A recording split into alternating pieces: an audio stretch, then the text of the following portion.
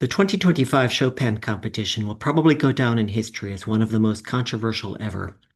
In the first part of our analysis, we'll dive into how the winners were decided and explore why the results this year were so divisive.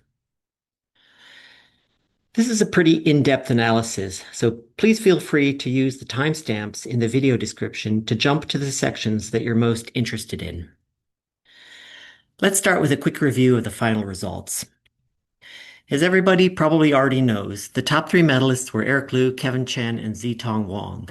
But a lot of the controversy actually took place below the medalist ranks. In particular, David Krikuli, who didn't win one of the top six prizes, and some of the prize winners who didn't finish a little further up as their fans would have hoped, including William Yang, Vincent Ong, and Shiori Kurohawa. The special awards also had a few surprises. In particular, there were a couple of participants who didn't make the final rounds who were called out for a special award. Yehuda Prokopovich, who won Best Performance of a Mazurka, and Adam Kaudinsky, who won Best Performance of a Ballade. Prokopovich made it through the semifinal round, and Adam Kaudinsky made it to the second stage. And similarly, Tianyu Li made it to the finals, but didn't receive one of the top six prizes. Let's spend a few minutes exploring who is on the jury, because if we understand who's on the jury, that helps explain a little bit about what happened this year. The jury came from 9 different countries, but there is a fair amount of concentration of the flags that they represented. In particular, there were 9 jurists from Poland and the United States. The age of the jurors also skewed to the older side, with a range from 40 to 79. Yuliana Avdieva was the youngest at 40 years old, and Piotr Pelechny is the oldest at 79 years old. And in addition, there isn't a lot of diversity here when it comes to genders. In fact, there were only 6 female jurors among the 17 jurors total. One of the things that a lot of the jurors had in common, though, was that they had participated on previous Chopin competition jury panels.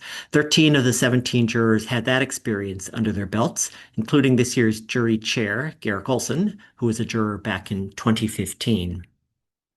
And also, a majority of the jurors are previous Chopin laureates, including 3 gold medalists on this screen here. Garrick Olson won gold, as did Deng Tai-son, and of course, so did Yuliana Avdieva. And finally, another thing that some of the jurors had in common is that they had 1 or more students who participated in the competition. Students here in quotes, of course, because it is a defined term in the Chopin rule book. The king of the juror instructors is Deng Tai-son, who had 10 competitors who competed in the competition this year, followed by Robert McDonald, who had 6 of his students compete in this year's competition. So who were those student competitors? Well, there were a total of 29 of them spread across those 7 jurors. And some of these competitors did quite well in the competition. 4 of them reached the finals. You see Eric Liu up here twice. He's a student of 2 jurors. Tianyao Liu, William Yang, and Zitong Wang also reached the finals as students of jurors. And there were several also who reached the semifinal stage. In particular, both of the Li brothers study under Eva Pobotska, and Xiaoshuan Li studies under Robert McDonald. Tomoharu Ushida studies with Piotr Pelechny. And it isn't a one-to-one relationship between students and jurors. As I mentioned, Eric Liu is working with 2 of the jurors this year. Viet Trung Nguyen has 3 jurors among his instructors, and the Polish-American competitor Antoni Kwieciek studies with 2 of this year's jurors. So you may be wondering if being a student of one of the jury members is a predictor of success in the competition. That actually wasn't the case this year. In the first stage, 29 of the 84 competitors were student competitors. That's 35%. And as we moved through the 4 stages of the competition, we exited the 4th stage with 36%, practically the same percentage as in the first stage. In the 4th stage, it was 4 out of the 11 finalists were student competitors. So let's take a moment to understand the rules and the scoring, because if we can get our head around how the scoring works, that's a good step towards understanding the final results this year. So, in summary, if you can get comfortable with this one-page tear sheet of the rules, you've come a long ways in understanding how the Chopin rules and scoring work. All jury members score all competitors on a scale of 1 through 25. We call those raw scores.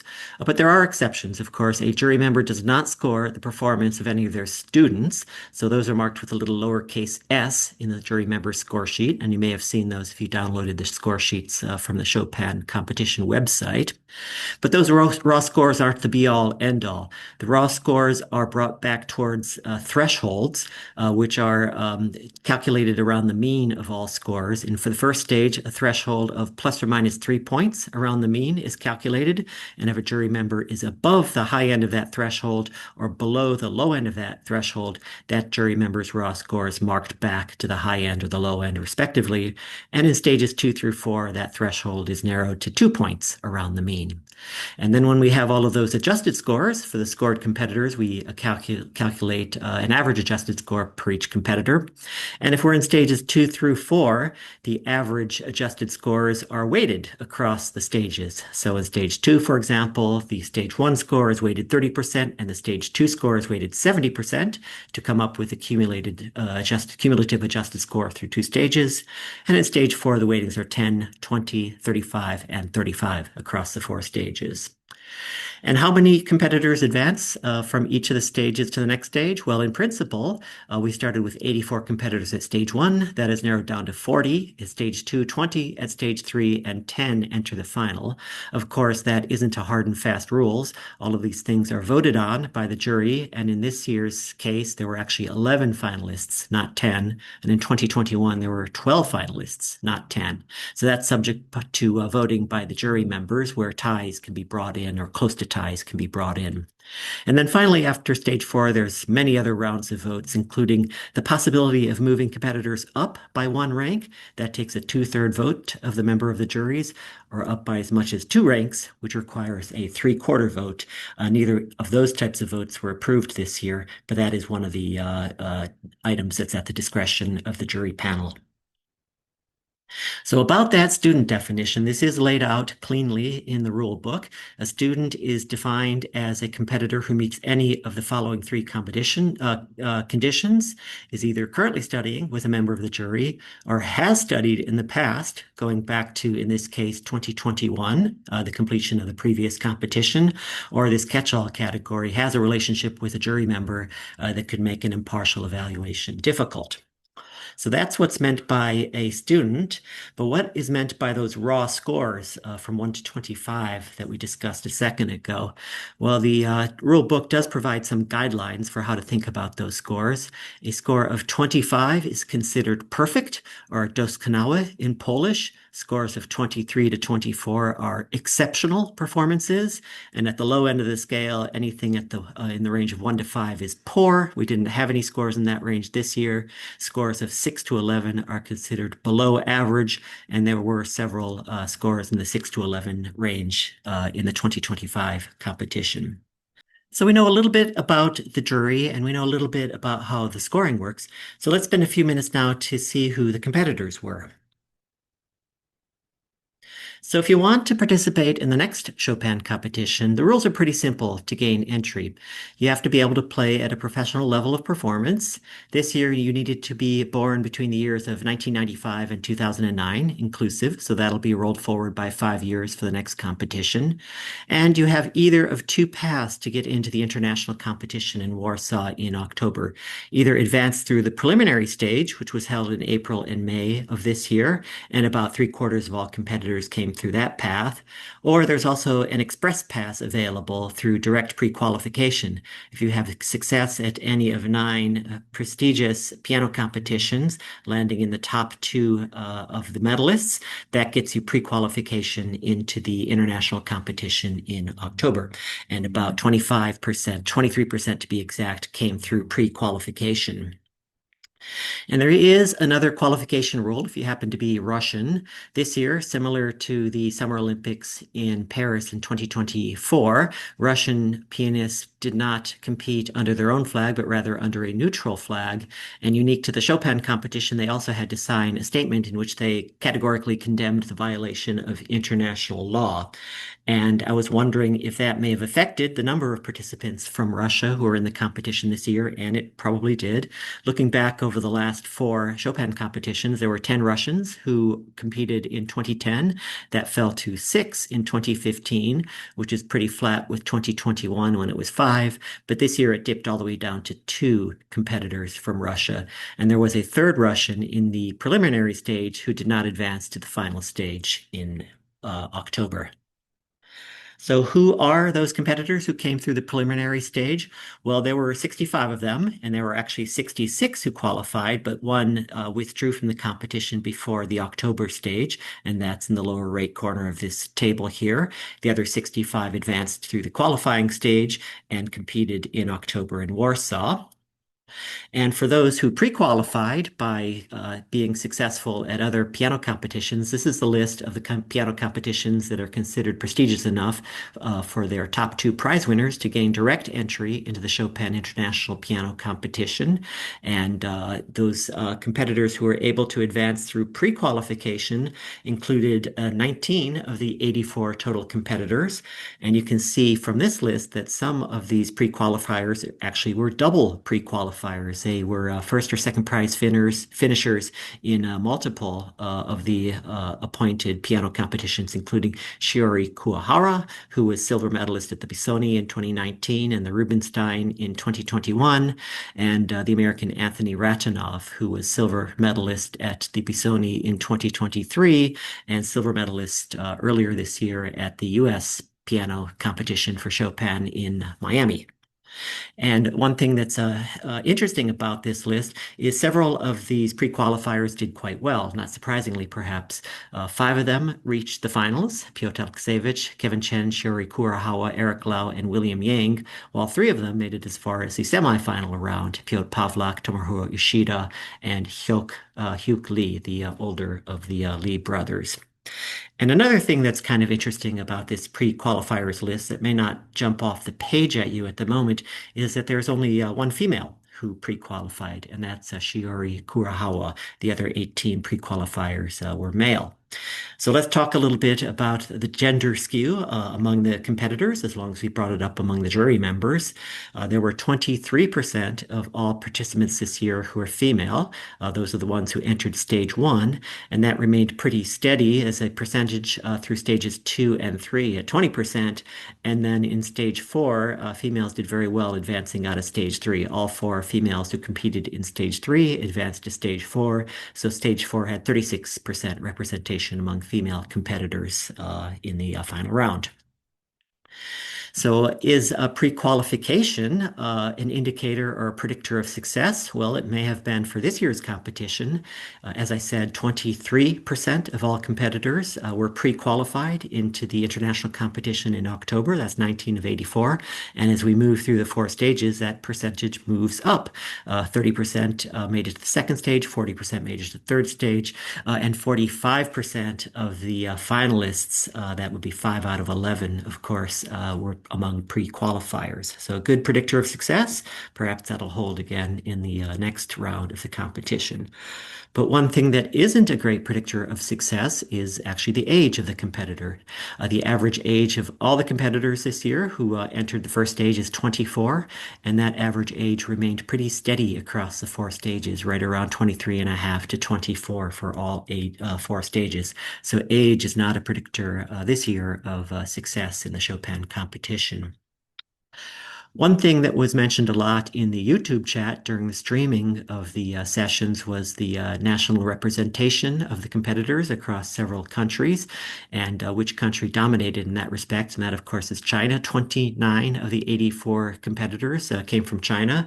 Second is a fairly distant second with Japan at 13, Poland at 11.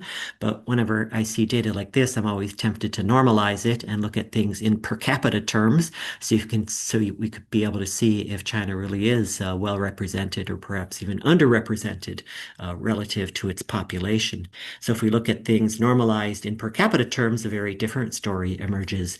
The best represented country, perhaps not surprising, with home court advantage is Poland, and this is expressed per 10 million of population.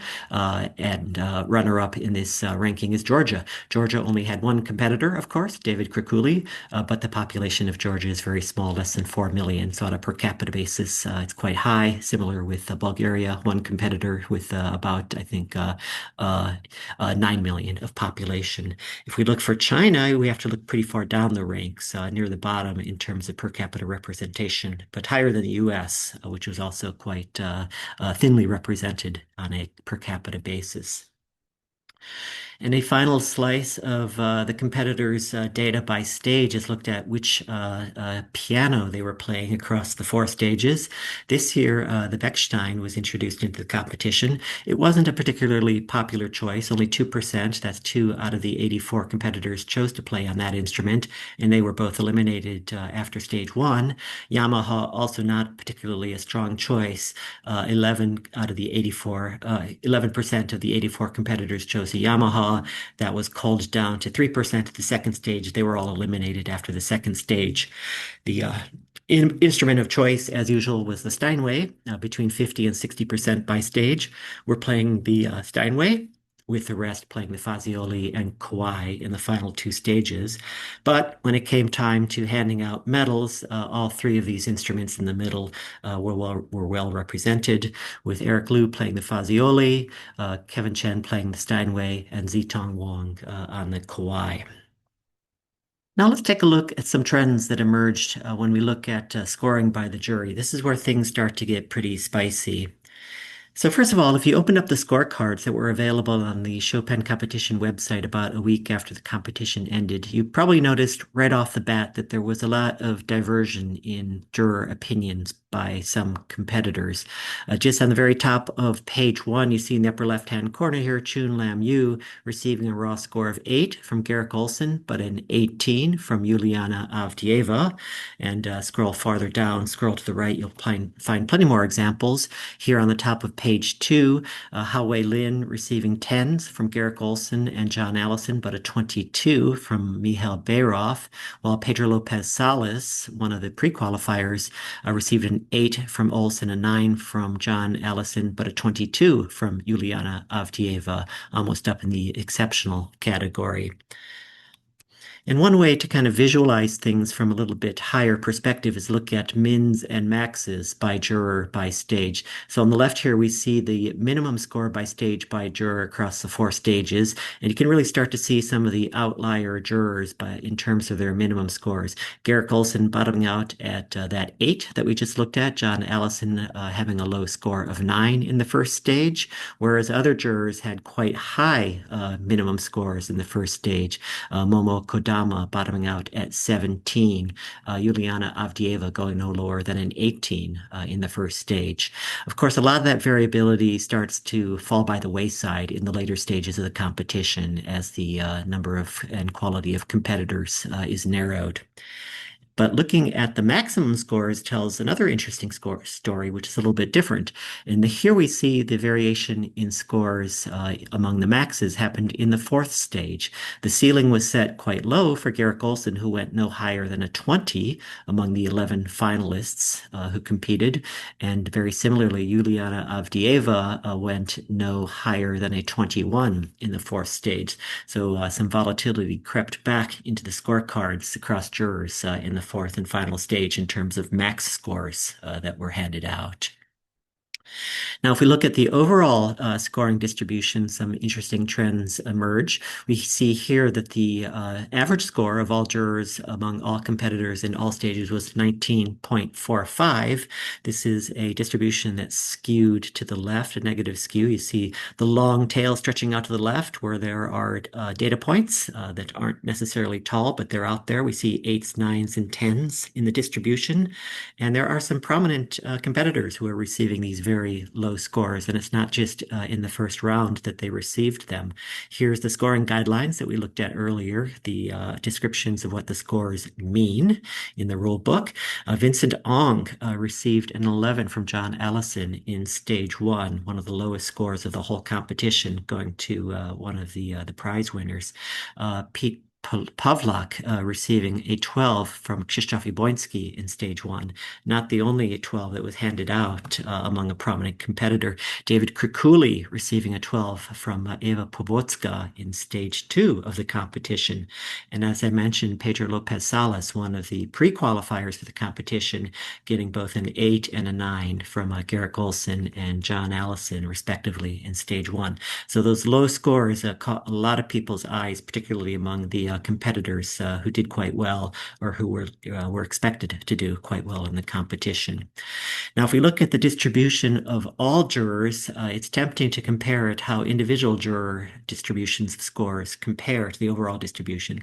So here's the same curve that we just looked at. I've renormalized it into percentages rather than the counts, but it's the same shape, and brought the scale down a little bit so we can squeeze in what a couple of outlier jurors look like when they're laid in side by side with the overall juror mean. Here's the strictest scoring juror in the among the 17, Krzysztof Jaboński. His average score was only 18.26, more than a point lower than the full panel average of 19.45. So you can see where his sweet spot is, kind of in the 17 to 18 range, compared to where the rest of the jury finds its midpoint closer to 20.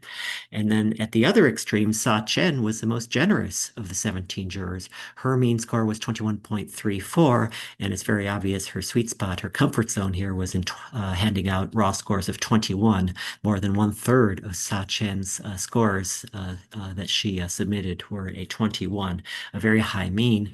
It's more than one standard deviation between the mean of Jaboński and Sa Chen, and that's quite a wide gap, and that's why the rules are out there to try to normalize these scores and bring things closer to the mean with thresholds imposed. Now, one little problem that crops up when we try to compare jurors' scoring tendencies to each other is a lot of the jurors score different groups of competitors. So you can confound the data with competitor talent and competitor performance quality when we're comparing jurors. The top 10 jurors on this list here scored all of the competitors across all four of the stages. That's 155 performances in total. But the names towards the bottom of the list abstained from scoring one or more competitor performances because of the student-juror relationship that we talked about a few minutes ago. So at the bottom of the list, Deng Tai-son scored only 137 performances, a much fewer number of scorecards submitted compared to the first 10 on the list who didn't have any students that were they were required to abstain from scoring. So this kind of introduces a little bit of complexity, which is easily addressed if we want to compare juror tendencies against each other. We can simply remove the student competitors from the mix and look at the 17 jurors on an apples-to-apples basis against each other by looking at only the non-student competitors that all 17 of them scored. And that still gives us a very robust data set, 1,734 total scorecards submitted across the 17 jurors and 55 competitors that did not have one or more jurors as their instructor. So let's do that and now compare how do juror average scores look when we do an apples to apples comparison across the same basket of competitor performances. And you'll still see a very wide dispersion in juror averages. I kind of hinted at this on the prior slide when I showed the two bell curves. Jaboński still very much the lowest scoring, the strictest scoring juror, averaging at 18.00 for his average raw score when we take a level set of competitors that can be compared across all 17 jurors. Sa Chen still on the high side, now at 21.48 for her average score. But this gives us a way to compare juror scoring tendencies without getting things muddied up too much by quality of competitor, some of whom are scored by certain jurors and some by other jurors. And Garrick Olson, jury chair, just to keep things in perspective, kind of lands towards the lower end of the range, but not necessarily an outlier at 19.34. A lot of his downside variation was, of course, in the first stage, and then in later stages, he moves back closer to the mean. An interesting relationship actually crops up if you look at the age of the juror and the average raw score, again, normalized like we did in the prior slide, so we don't have competitors muddying the waters. The older jurors tend to score competitors lower than the younger jurors do. So you can see the down and to the right relationship here. The correlation coefficient is negative 0.32, so that's a moderately strong correlation. Not the strongest correlation out there, but there might be something to this. You can see the two most generous scoring jurors are also the two youngest. Yuliana Avdieva, 40 years old, with an average just north of 21. Sa Chen, 46 years old, who scored up towards 21.5 on average. So a couple of things might be going on here. The younger jurors may be more in touch, more tuned in to the performances and the performance style of the very young group of competitors that they're listening to, all in the range of roughly 15 to 30 years old. On the other hand, the older jurors may have more experience listening to some of the great performances over the past several decades and may have set a higher bar for what constitutes a really good score in the competition. We can also see differences in scoring tendency when we look at the standard deviations. So this is a measure of the variability of the jurors' raw scores. Again, this is normalized across all non-student competitors, so we can do this with a clear conscience and compare juror 1 to juror 2. The juror with the lowest variation in scores is Sa Chen. She anchored around a very narrow scoring range, like we saw in her distribution earlier, whereas the jurors with the widest variation in their scoring ranges, we've already touched on them, Garrick Olson and John Allison, who are handing out single-digit scores early in the competition. But the reason I pulled this slide together is I was actually interested in testing a hypothesis that was out there, whereby some folks are suggesting that the jurors who have high standard deviations may be trying to manipulate the results, not allowed to score their own students. They can manipulate results by scoring the competitors of their students or their pet competitors, by scoring low for some competitors, high for other competitors. But I don't know if that hypothesis really holds a lot of water. If we look at the jurors with the highest standard deviations across the whole competition, most of them don't have any students in the competition. In fact, look at the top 7 jurors with high standard deviations of scores. Only one of them, Krzysztof Eva Pobocka, had any student competitors in the competition. The other 6 had no student competitors, presumably didn't have a direct horse in the race anyways. So a conspiracy theory out there that rangy scores were coming from jurors who were trying to help out their students doesn't necessarily pass the sniff test, at least on this slice of the data.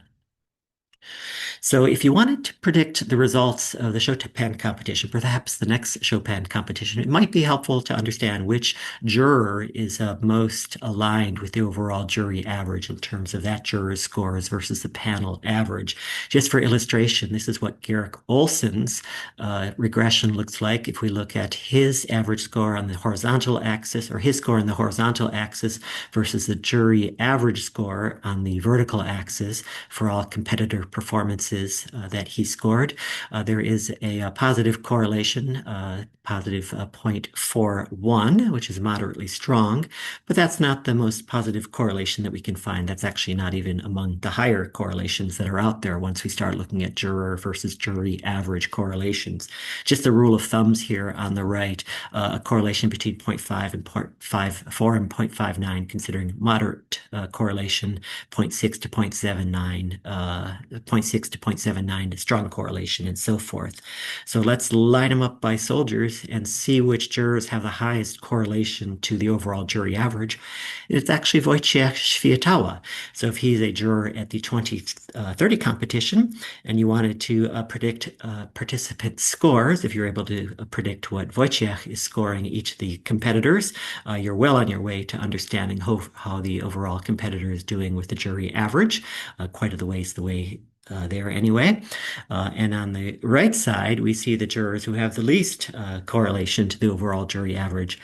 These jurors particularly Yuliana Avdieva, are marching to the beat of their own drummers, scoring high where others are going low where others are going high, or otherwise outliers in the regressions. Garrick Olson, as I said, not a particularly good predictor of overall jury trends. He was swinging for the fences both in the first and the fourth stages, as we saw in the heat maps.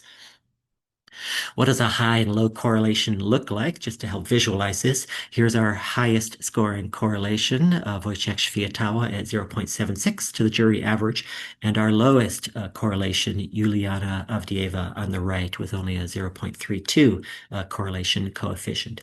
So it almost looks like you took a handful of sand and threw it on a piece of paper and it scattered in all directions. Not a strong indicator of how the rest of the panel is scoring in Juliana's case. All right, so now it's time to dive into the meat of what happened in Warsaw in early to mid-October 2025. Let's analyze the results. We've got a lot of tools in our tool belt now, understanding the jury, the competitors, some jury trends, and how the scoring and rules work. First thing to be aware of is that there was an up and to the right trend in terms of overall raw scores by competition stage, with the lowest scores coming in the first stage. And as some of the weaker competitors were weeded out, those scores crept up into stage two and stage three. And there was a modest pullback in stage four. I think that's a reflection either of standards going up higher among jurors, or more likely just the challenge of playing the concerto and the Polonaise fantasy, particularly with the orchestra sitting there on stage with you as the competitors perform that solo piece. And going in the opposite direction, not surprisingly, standard deviations. Lots of variation in juror opinions evident among all the scorecards submitted in stage one. That narrowed through stage three, and then some variability crept back into the system in stage four as jury standard deviation widened out a little bit. One of the things that I don't think was super well understood is just how razor thin some of the margins were between those who enjoyed success and those who were eliminated earlier than they wanted to be. Stage one didn't have a lot of big surprises there in terms of super narrow margins, but looking at stage two, you can see the top 20 through Yehuda Prokopovich advanced onto stage three, whereas those names below him, below this green line, missed advancement, in some cases by very narrow margins. Yehuda was actually tied with Xiaoshuan Li for 19th at the end of stage two. Anthony Ratanov missing out on that tie by only 6/100ths of a point for his cumulative adjusted scoring average, and his friend Gabby Strata was just 2/100ths of a point behind Anthony.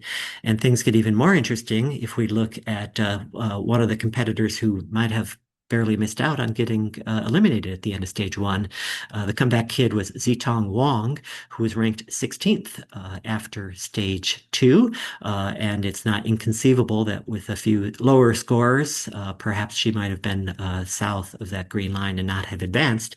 And of course, she did advance all the way to the bronze medal after the fourth stage. And after the third stage, things tighten up even more. We have a tie for 10th, which was pretty dramatic at the time. Vincent Ong and Piotr Alexievich both had a weighted cumulative average score of 20.84. They were within actually 1/1000th of a point, if you push that out one more decimal, and only 2/100ths of a point behind that tie was Hyo Lee, the younger brother from South Korea, at 20.82. There are many scenarios that get Hyo Lee into the final if we start tweaking rules and jury members and so forth, which we'll do in part two of this presentation. The rules state that in principle, no more than 10 participants advance. Of course, as I said, that's subject to voting, and the jury in this case decided to advance both Vincent Ong and Piotr Alexievich into the fourth and final stage. Now let's look at how the semifinalists lined up after stage three. These are their weighted adjusted scores through stage three. So they're weighted 10% stage one, 20% stage two, 70% stage three, as we saw back on the rule summary. And one thing that might not have been super well understood is just the wide margins that separated the top three among themselves and from the fourth competitor at this point in the competition. The gap between Eric Liu and Kevin Chen was insurmountable, most likely heading into stage four. If Eric showed up, Eric was going to win. Also, a very healthy gap between Kevin Chen and Zitong Wang, and a very wide gap also between Zitong Wang and Tianyu Li.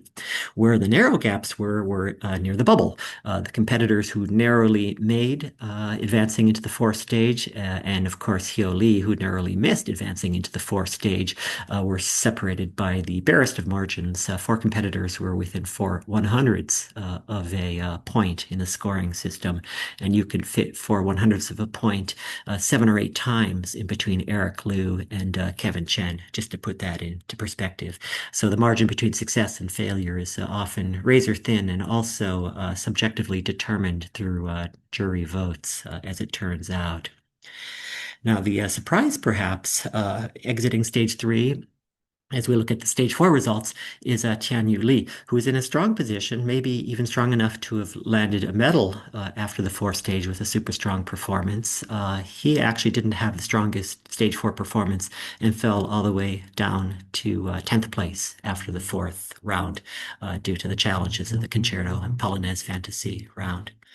So let's compare the stage three results, which we just looked at, to the results after stage four, when the dust had finally settled on the competition. So here's stage three again, and stage four looked like this. And a few things to note here is, first of all, you may notice that a lot of the scores moved to the left. So cumulative score through stage three is higher than cumulative score through stage four for 9 of the 11 competitors. The only exception to that is Vincent Ong and Piotr Alexievich moved up slightly in their total scores in stage four versus through stage three. The others all moved down. The prizes were handed out as follows. There were a couple of ties, ex aequos it's called. Shiori Kurohawa and Tian Yao Liu were tied for fourth with the same score, rounded to 100th of a point, whereas Vincent Ong and Piotr Alexievich were not tied. They were separated by 2/100ths of a point, but the jury voted to consider that a fifth place tie, which is good news if you're William Yang, because that opened up the sixth place prize spot for him. In the magic math that the Chopin competition uses, ties do not take up more than one space like they do in most other competitions, certainly in the world of sports. So Vincent Ong finished sixth despite having 7 competitors in front of him.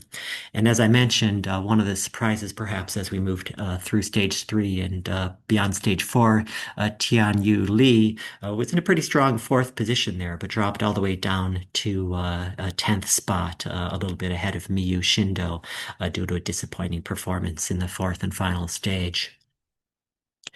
So one of the keys to success that may not be obvious at this stage is that consistency is really necessary. I'd say it's necessary but not sufficient, because we see some competitors who had very low standard deviation of their scores not end up near the medalist stage where many others did.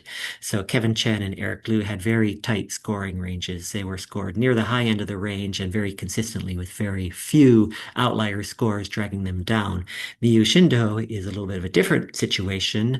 She had very narrowly bunched scores, but much lower than the scores handed out to Kevin Chen and Eric Liu.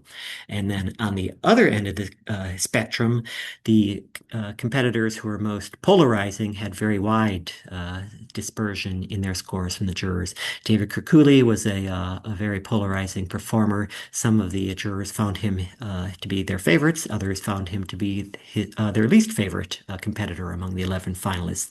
Similar story with Vincent Ong. So you may want to go see a performance by Kirkuli and Ong. It might be something that's appealing to a lot of people, but it's not a formula for success in a piano competition by any stretch. I think the best way, perhaps, to visualize what happened at the Chopin competition this year is through this heat map of score concentration by competitor. I've got all of the raw scores from 11 through 25, which captures all the possibilities for these 11 finalists. And a few things are interesting here. First of all, I mentioned Miyu Shindo had a very concentrated distribution of her scores, and you can see it here. She received a ton of 17s, fully 1/4 of all her scores that she received were exactly a 20. 17 of her 68 scores were a 20, with not much variation around that. Eric Liu is the other extreme. Fully 10% of his scores were perfection, and that's 6 out of 60. By comparison, if you look at all 11 finalists, 4% of their scores were perfect 25s. If you look at the full competition, all 84 competitors who entered, and then 40 in the second stage, 20 in the third stage, 11 finalists, about 1.6% of all their scores were perfect 25s. So Eric Liu's 10% perfection really jumps out as exceptional. And if we look and loop in 24s and 25s together, it's very similar. More than a third of Eric Liu's scores were right up there in the high exceptional to perfect stage, well above the finalist average and well above the overall competition average. Eric also avoided any extreme downside performance. His lowest score was a 17, and only one 17 was handed out to him. Nothing in 16 or below range. He was the only of the 11 finalists who avoided any sub 16, 16 or lower scores. A very different story, for example, from Shiori Kurohawa, who had five scores, 16 or lower, as did David Krakuli, scores, 16 or below. And I think data have shape and shape has meaning. And the way to look at this visualization is to look at the narrowing in standard deviations as you move from the bottom of the ranks, Miyu Shindo finishing 11th, up to the top with Eric Liu finishing first, with Miyu perhaps being an exception to this rule. You see the narrowing of scores as well as the increase in scores as you move from the bottom to the top. And that was the recipe of success for Eric Liu, Kevin Chen, Zitong Wang, and his fellow finalists were close. And if you were wondering why it took in fact, 5.5 hours for the jury to decide their results, we, in the morning hours of October 21st in Warsaw this year, this visualization may do the best job of them all in explaining what was going on inside that deliberation room. There's just a lot of divergence of opinion that's evident. What we're looking at are the rankings by juror of the 11 competitors who reached the final stages. So all jurors are showing the ranks of their 11 competitors that they scored 1 through 11. If they scored 10 of those competitors, they're ranked 1 through 10. If they scored 9 of those competitors, like Deng Taisan, those competitors are ranked 1 through 9. First of all, Eric Liu, predominant but not exclusive choice near the very high ranks of the 17 jurors. Only Krzysztof Jablonski was hearing something a little bit different than the rest of the jurors, ranking Eric at 9th among the 11 competitors that Krzysztof scored, and not too far off Juliana Avdieva and Sa Chen, putting Eric kind of middle of the pack, 7 out of the 11 lower middle of the pack. And similar story with Kevin Chen. A lot of ones, a lot of twos. A 3 up there, first, second, and third choice among many of the jurors, but not a universally appealing performer. Eva Pobotska, weighing him down. Eva put him at 9th out of the 11 competitors that she scored. Garrick, surprisingly not a big Kevin Chen fan, putting him 8th out of the 11 competitors that Eric scored through the finals. And these are all weighted scores by juror using the 10, 20, 35, 35 percentages across the 4 stages, and then ranking the final personal jury scores by competitor. And then if you look at the number of first place selections here on the bottom of the screen, Kevin actually comes out on top. He was the top choice of 5 of the 17 jurors who scored him. Eric was first choice of 3 of the 15 jurors who scored him. And there's a lot of first choices up here. Tian Yao Liu was the first choice of 2 jurors. Piotr Alexievich was the first choice of Akiko Ebi, Vincent Ong, William Yang, David Krakuli, first choice of John Allison, Tianyu Li, first choice of Sa Chen. Only Miyu Shindo and Shiori Kurohawa didn't get any first choice preferences when we score individual jurors across all of their scorecards. Number of lasts is kind of the rub here and explains why some of the more polarizing competitors didn't finish higher in the overall ranks. Vincent Ong was actually the last place choice of four of the 17 jurors who scored him. David Krakuli was the last place choice of five of the 17 jurors who scored him. So that really weighed them down. They had their supporters, they had their detractors, and in their case, the detractors outweighed the supporters. And even if they hadn't, even having detractors outweighs where Eric and Kevin found themselves at the end of the competition. So that just begs the question, what could have been? What would have happened if we could change the rules a little bit, change the jury composition a little bit? So let's take a look as a teaser on which juror was scoring each of the competitors the highest relative to each juror's personal scoring distribution. So for example, Eric Liu's biggest fan was John Rink. John Rink scored Eric Liu a full 1.5 standard deviations above John Rink's scoring distribution across all competitors that he scored. And this is weighted by stage, so putting the correct weights across the four stages. The numbers that jump out here actually are not Eric's scores from John Rink, but the way Krzysztof Jabłoński scored Kevin Chen, 2.2 standard deviations above Jabłoński's scoring distribution. He had very high scores for Kevin Chen, all 24s and 25s. And if you remember, Jabłoński is our most strict judge. So 24s and 25s are good under any circumstances, but extraordinary coming from Jabłoński, almost perfect scores across the board. Likewise, Deng Tai-son, a huge fan of Vincent Ong, scoring Vincent Ong almost 2 standard deviations above Deng Tai-song's scoring distribution across the 4 stages. So really supporting Vincent Ong in his success in the competition. And on the flip side, if you have big fans, you're going to have big detractors. By definition, we're going to pull out one detractor per competitor, just that particular juror who scored each of the 11 competitors lowest across each of the 17 jurors' personal scoring distributions. Eric's kind of interesting here simply because he's only a 10th of a standard deviation below his worst detractor's scoring distribution. So practically landing at the mean worst case scenario. But a couple of big detractors do jump out. William Yang was no favorite son of Nelson Gerner, 1.7 standard deviations below Gerner's scoring distribution. And if you're wondering why David Krakuli didn't do better in the competition, not getting a medal, well, Eva Pobotska had a lot to do with that. The lowest standard deviation on this display here, 1.8 standard deviations below Eva's scoring distribution. So this is intentionally a teaser for the second part of the presentation, which I'll upload in the next few days, which will look at some pro forma analyses of what could have been if the rules were a little different, or if students were handled a little differently, or if certain jurors did not participate in this year's competition. Finally, let's wrap up with a few recommendations that spilled out of this analysis. First of all, I think the competition would be well served by broadening the diversity of the jury. Having the voice of predominantly Polish and American older males doesn't do justice to the diversity of interpretive talent that's available within the competitive pool. Expanding the size of the jury may also go a step in the right direction. I think the competition would also be doing itself a favor if it were a little bit quicker in getting results out into the public domain. Delays of 1 to 2 weeks aren't ideal in this case. The thinking is probably that cooler heads may prevail and emotions may settle down if they give it a bit of time before releasing results, but I think just the opposite is the case.